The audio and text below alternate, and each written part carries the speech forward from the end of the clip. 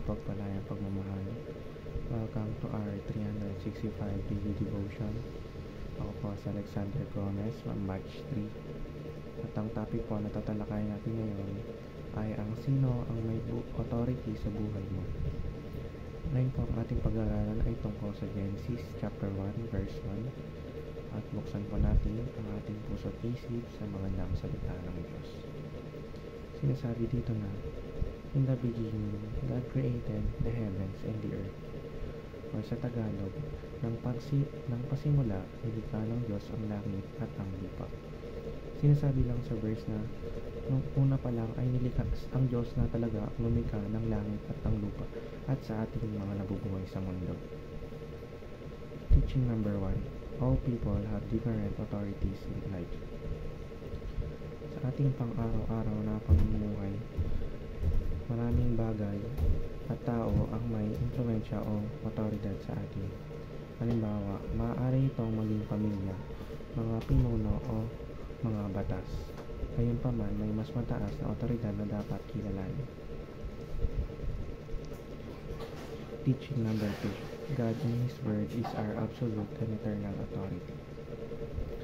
Ang Diyos ang kanyang salita ang ating ganap at walang hanggang otoridad. Ang Biblia ay nagpapakita ng mga prinsipyo na dapat nating sundin dahil ito ay nagmumula sa Diyos na siyang pinakamataas na otoridad. Ang kanyang mga utos ay perpekto at hindi nagbabago. Teaching number 3. We shape our lives and decisions based on God's absolute authority. Binubuo natin ang mga buhay at desisyon base sa ganap ng utos ng Diyos. Ang huling katuroan ay ang bawat hakbang at desisyon sa ating buhay ay dapat umaayon sa sinasabi ng Diyos. Sa paggawa nito, nagiging makabuluhan ang ating buhay at nagkakaroon ng direksyon na nanaayon sa kanyang kalooban.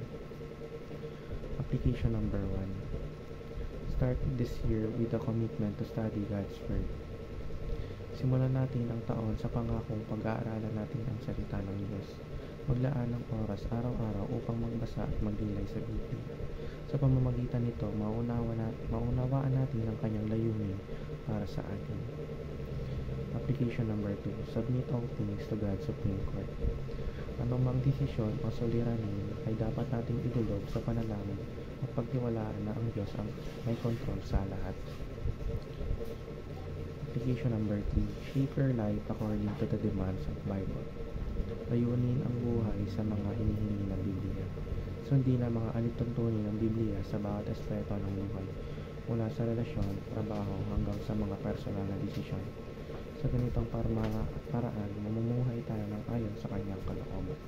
Yun lamang po ang aking devotions. Maraming salamat.